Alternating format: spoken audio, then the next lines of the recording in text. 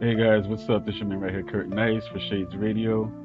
And since we don't watch news anymore, which a lot of you probably never did, but since we don't watch the news anymore, I figured I'd go find some interesting news stories that popped up on my Twitter feed.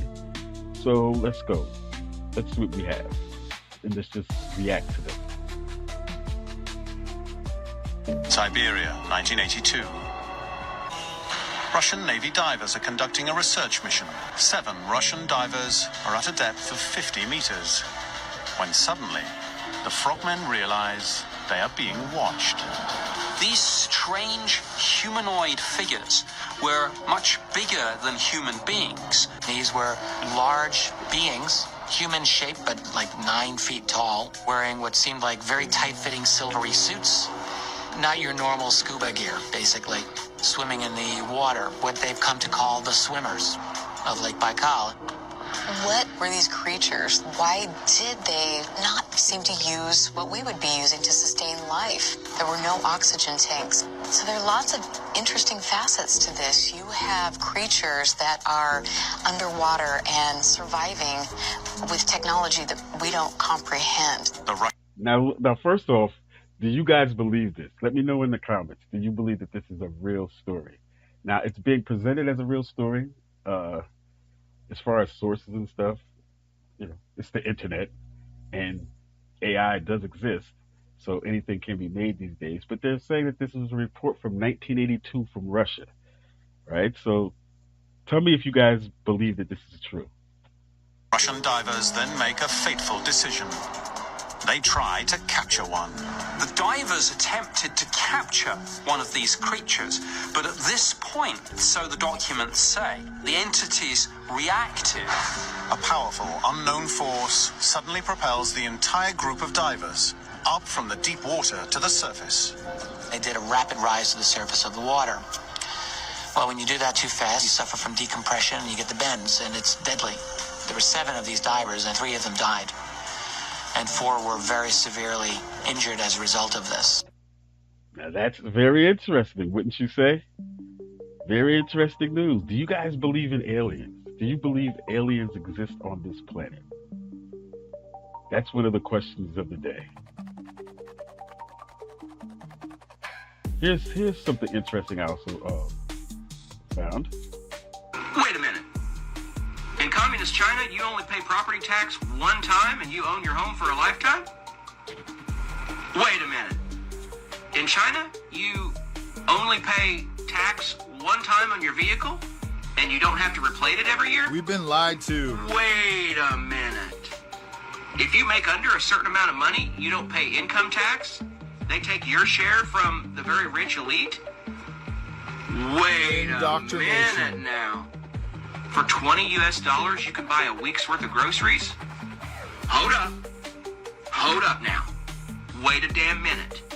You mean all parks and zoos and museums are free because they are public property? That makes sense. Wait a damn minute here. The US government has stepped in shit. We don't only smell it, we see it. And they now know that we know it. Wow. That's interesting. What do you guys think about that? Makes you think a little bit, huh? Here's something on the hip-hop tip that I saw. It's a little bit longer, but let's check this one out. How did you guys come up with the name 3-6 Mafia? Because there's been so much speculation to you guys' name because it does have 666 in it. Yeah, it came from that. Basically, Lord Infamous said 666 Mafia in a song. That wasn't even our group name. He just said it. He was just like, a 666 Mafia, falling down, and a silencer. And I liked that. And I was like, whoa, that's dope. And I just started sampling 666 Mafia. And that became really popular with us. And that still wasn't our name. I would just sample that. And then, when it was time to form a group, I was like, hey, we should call ourselves 666 Mafia. And everybody liked it. And then next thing I know, white fans came like that. Yeah, that's interesting. Did you hear what he said? Let's go back. Hold on. Liked it. And then next thing I know, white fans came like that. So that's how they got Flocked to popular, us. huh? Next thing I know, we got a call to do a show in Bartlett, Tennessee. I'm like, Bartlett, Tennessee? I'm like, I don't even know if black folks can go out there. And then next thing I know, we just started doing shows in number white clubs. I know Lord Infamous has gone So on that's record how they to got say that popular. he dabbled in like Satanism and all that stuff. Yeah, he didn't do that for real. He didn't? Hell no. I just watched an interview with him last night where he was talking about how he went to hell and demons were torturing him and like it was crazy. And I was was just high. Yeah. Okay. I mean, grew up singing Amazing Grace in the church, and I was playing the organ. Everybody know that. So gimmicks involved, huh? I was in Okay. church every Sunday. In Mississippi, it good. don't get no more churcher than Mississippi. I love that you call him out like that, though. You're like, no, that's my brother. Nope, he grew up singing Amazing Grace. So there was no real satanic reasoning behind the name. No. The lore has It was just a always gimmick. just kind It of was like just your a gimmick. reputation precedes you. Yeah, it was just an image. It was just something that was cool. We never studied Satan or any of that. I don't know nothing about all that. So naming themselves 3-6 Mafia was just cool. Okay. Never knew that. Never, knew too much about them anyway. But Antarctica is a lot different than you think. Videos like this painted as a now barren he's yet talking beautiful about, land of wait, ice. Now, if you didn't catch it, he's talking about Antarctica. All right. So let's see if you think this is a real story.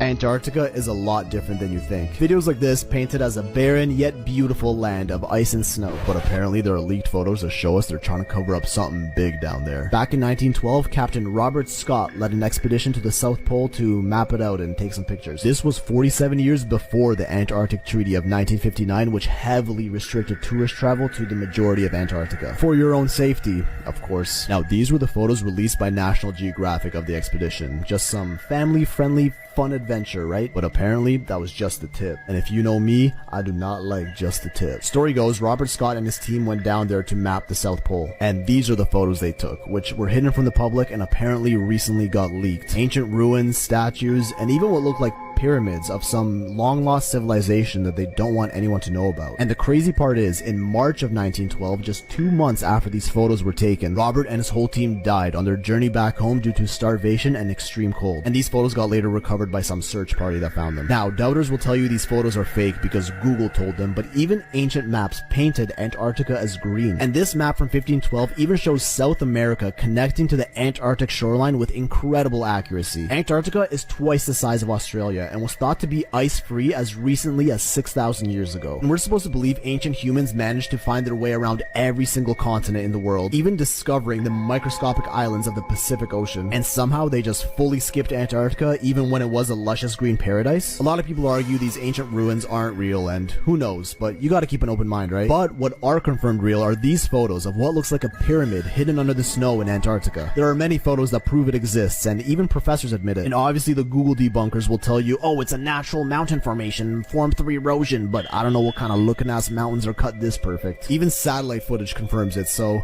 I don't know. You think there's something down there, or are we the trippy ones? That's an interesting story. What do you think? You think Antarctica is hiding secrets that we don't know about? You think there's pyramids in Antarctica? You think it was once a green, lush valley? Sounds interesting. Who knows? Let's continue on. See if we have any more weird news. It seems like this is becoming the weird news segment, huh? Here's something a little bit more terrestrial. Let's check this one out. When white people came to Africa, they came... Wait a second. Let's let her start again. When white people came to Africa, they came showing themselves as superior to the black people, digging out things that black people taught them. You know, what we don't have in our history books is that the civilization we have in Europe today was brought to us by black people. Even black people don't know that. Even many black people don't know that. They don't know that the Moors, they were West Africans and North Africans and Central Africans that came to Europe and ruled Spain. They brought civilization to us. They showed us how to use soap, how to be clean, how to behave like a decent human being, you know? All these things we didn't know that before the Moors brought civilization to Spain. Did you know that the Moors ruled in Spain for 700 years Where is that in our history books? It's nowhere to be found. Because why? If you are giving black people that power of having once ruled over white people, wouldn't black people start like kind of when white people came to Africa? All right. They came. All right. All right. So what do you guys think? Have you ever heard of the Moors? Did you know that? Do you think hygiene is cultural, and that type of culture was brought to Europe by the Moors and Northern and Western Africans? Very interesting. Again, this is not me saying it, this is other people, so let's just hear what they have to say about these things. Here's some more news. Let's check this one out. This one's a little bit longer too. Let's check it out. To buy tickets. On Wednesday, a panel of state officials gathered to talk about the Texas Lottery Commission's budget, but the hearing quickly turned into something else. And then somebody showed up with about $11 million in cash to buy tickets. Would you consider that an ordinary operation? That's right. Suddenly, lawmakers wanted to hear more about the operation we've been writing about for nearly a year. In April 2023, a single lottery player calling itself Rook Texas guaranteed it would win the $95 million Lotto Texas jackpot by buying up every number combination, more than 25 million tickets. By our calculations, Rook cleared a $20 million profit. All right, so wait a minute. They spent $11 million to try to get $90 million. So I guess they won with some other people and they only got $20 million profit, but I guess that was a good deal, right? It seems like it was a good deal for them. We reported how the Texas Lottery Commission went out of its way to help the operation's organizers, but lawmakers saw a bigger potential problem. If I was trying to launder money in this country, I would buy $25 million worth of lottery tickets. This is 99% probability of money laundering. Lottery commissioners, who are appointed by Governor Greg Abbott, agreed. To answer your question, yes, that sounds incredibly irregular. And for the first time since we've covered this story, the lottery's director admitted that maybe helping a single buyer arrange to win a guaranteed jackpot win wasn't such a great idea. I think it definitely hurt the integrity and perception of that game. And all that was before the real bombshell dropped. I'm here today as legal counsel to make the following statement on behalf of a client group victimized by a long-running criminal conspiracy between the Texas Lottery Commission, former lottery director Gary Grief, IGT, and the publicly traded NASDAQ company Lottery.com. In a letter read to legislators, a group of aggrieved investors called the April 2023 Lotto Texas draw the biggest money laundering scheme in global lottery history. The senators seemed alarmed that the Lottery Commission hadn't already started investigating. Let me ask you this question then. Do you think it should receive priority? Yes, sir. They also called out the Lottery Commission's recently retired director for allowing the controversial buy. And Gary Grief was the executive director at the time and pretty much seemed like turned a blind eye to this, if not was aiding and helping us. Then they called in the big guns. We just need to call in the Texas Rangers immediately. You can read more about the hearing and how a single buyer stacked the odds in a Texas lottery game in the Houston Chronicle. We'll be staying on this story. Very interesting. That's from the Houston Chronicle, right? So you can take it to the Houston Chronicle and see if that story was true. Here's something interesting I came across. This is just some local knowledge. Thing with the word tomato. All right, hold on. Let's go back. Watch this. When you spell the word potato, spell like that. It's going to go somewhere with it. But when you say potatoes, the E comes out of nowhere. Same thing with the word tomato. Spelled like that. But when you do it in plural, tomatoes, there's a random E keeps popping up. I don't know. So I did what y'all tell me to do, because y'all yell at me, Premium, why do you keep asking us? Why don't you ask Jeeves? Why don't you ask Google? Why don't you ask AI? Figure it out yourself. That's what I did. I started Googling. I started doing research. They said when a consonant comes right before a vowel, the ES got to go at the end. That's the rules of the language of English. I said, you almost got me. Because that's not the rules for all words. Because you got words like photo. There's no ES for that. It's just photos. Solo, ego, piano, avocado. It's just an S, no ES. Even the word tornado, there's an ES at the end for no reason. Tornado and avocado are borrowed from the same language, but one has an ES and one doesn't. Listen, I know that I'm funny sometimes, all right? And y'all kiki laugh all the time with me. Even though I'll be trying to tell y'all stuff with my eyes in my eyebrow area, okay? Listen to what I'm saying, okay? If the language that you are learning everything in, the language that you learn, the language that you speak, the language that you understand, right, is inconsistent with its own rules, and it's teaching you everything else in that same language that's inconsistent with its own rules, what else do you think is inconsistent? What else? I'm trying to tell y'all something without them, all I'm saying is what else could be inconsistent? It could be history, it could be math, it could be medicine, it could be anything. If you were around during the 1990s, there was a drug called fentanyl. It was made to, it was like a diet pill to help you lose that weight. There was no side effects, you good. Then they started finding out people was having heart attacks, people were dying. Now it's 2025 and everybody's on Ozempic. They just think it's no side effects, everything's good. We'll figure out in 20 years. All I'm saying is there's inconsistencies in things. You got to start paying attention. Like history. If I'm teaching you history in English and the history didn't happen in English, what do you think could happen to the information I'm relaying to you? Listen, all I'm trying to get to you is stop following the rules. Stop following the rules. Stop following the rules. Easy now. I wouldn't take it that far. He's saying stop following the rules of what? Of life, society, the rules of the road, the rules of English. I mean, be cautious when you're listening to some of this stuff. But again, interesting point he's making there, right? Especially if the rules are inconsistent, okay? If you keep following the rules, you put yourself in a bad position. Start thinking for yourself. Start doing your own research, figuring out things that work for you. You're just a human, just like the other people that are trying to relay the information to you. Just a bunch of other humans trying to tell another human that they're correct. And then their language is inconsistent. Their history is inconsistent. Their studies are inconsistent. Okay? That's all I'm going to say. I love y'all. Have a nice day. There you have it. See? That's what we're trying to do right here on Shades Radio News section. Just give you a little bit of information and help you, to find things out, things that you might not have known, things you might not have seen, and to encourage you to think for yourself. Let's take this one last one. Which, duh, of course I am. But someone on Twitter frickin' tagged me in this and said, "Cat Dad, you might be right." Which, duh, of course I am. But this dude said, "Something has stuck with me for a few years. When I told the zero bullshit U.S. Air Force old head..." All right, this one gets a little bit intricate. It gets a little bit sticky, but he does bring up one interesting point about something very common that we're all familiar with. And I know I've always heard weird things about that in the sense of it being biological versus a plant and all that stuff. But just check out what he says here and tell me if you agree with this.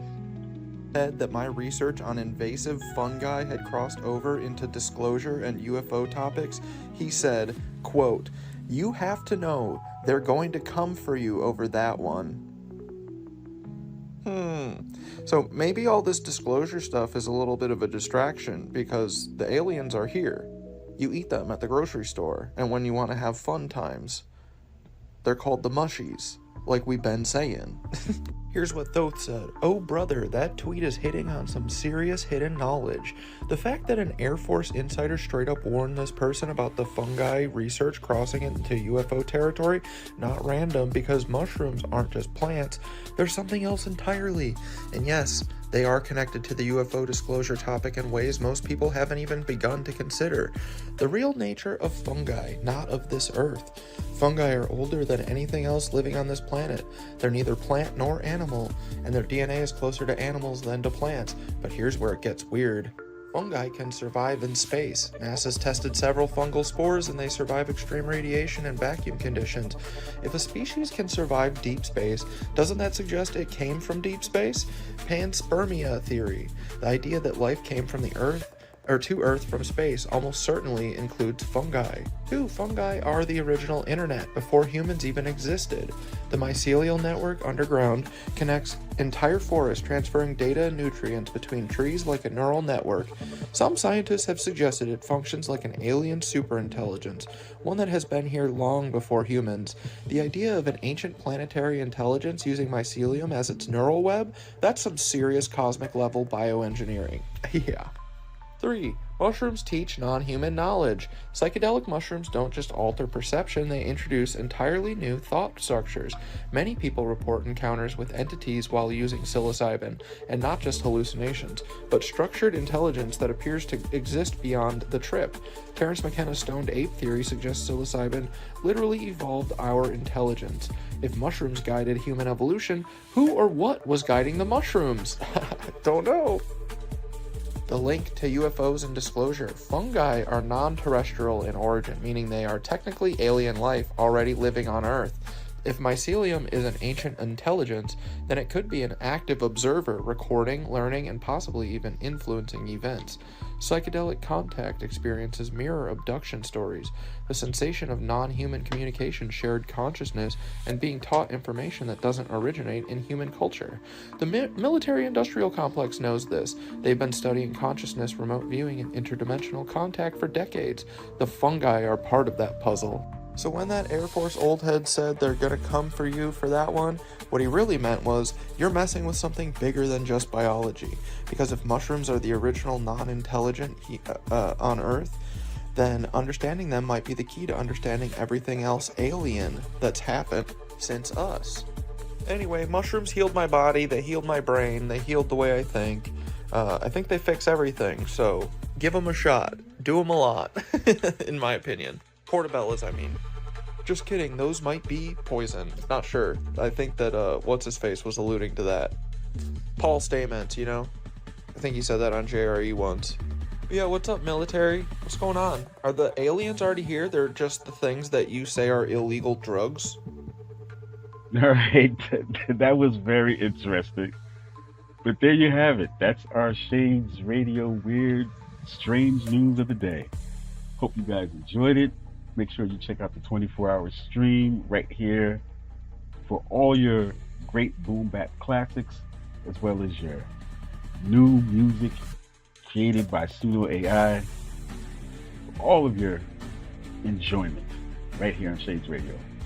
But until the next time, we'll check you guys out. Make sure you subscribe, hit that like button, share this with somebody that you think might be interested in some weird news of the day. All right, check you guys out later. Peace.